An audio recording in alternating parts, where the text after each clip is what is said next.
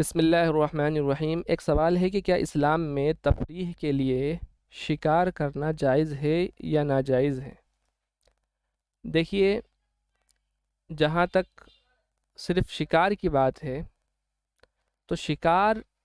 فی نفسی ہی اسلام میں مباح ہے۔ مباح کہتے ہیں کہ اگر آپ شکار کریں گے تو کوئی ثواب نہیں، اگر نہیں کریں گے تو کوئی گناہ نہیں۔ ایک حالت ہے احرام کی حالت، جس میں اللہ تعالیٰ نے خشکی کے شکار کو حرام قرار دیا ہے۔ قرآن کریم کی آیت ہے احل لکم صید البحر وطعامہ متاعا لکم وللسیارہ وحرم علیکم صید البر ما دمتم حرما، کہ تمہارے لیے دریا کا شکار یہ حلال ہے، اور خشکی کا شکار بھی، اور خشکی کا شکار اس وقت حرام ہے جب کہ تم احرام کی حالت میں ہو۔ تو احرام کی حالت میں خشکی کا شکار یہ حرام ہے، باقی نارملی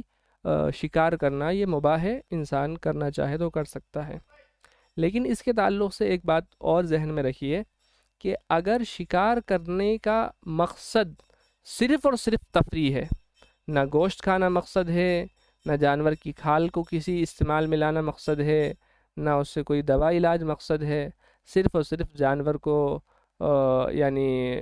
اس کا شکار کرنا اور اس سے دل کو بہلانا یا اپنے نشانے بازی سیکھنا، اگر یہ سب مقصد ہے تو ایسی صورت میں اسلام اجازت نہیں دیتا ہے شکار کی۔ ہاں، تمہارا کوئی مقصد ہونا چاہیے، جانور یعنی یا تو کوئی ایسا جانور ہے جو ہمیں تکلیف دے سکتا ہے، اذیت پہنچا سکتا ہے، اس کو بھگانے کے لیے ہم اس کا شکار کر رہے ہیں، یا یہ کہ اس کو شکار کر کے ہم اس کا گوشت کھائیں گے، کسی پرندے کا شکار ہو، کسی حلال جانور کا شکار ہو، یا کسی جانور کی کھال کو استعمال کرنا مقصود ہو، تو ایسی صورتوں کے اندر شکار کر سکتے ہیں۔ لیکن محض دلی تسلی کے لیے اور تفریح کے لیے، نشانہ بازی سیکھنے کے لیے اور شکار کرنا، اس کی اسلام اجازت نہیں دیتا ہے۔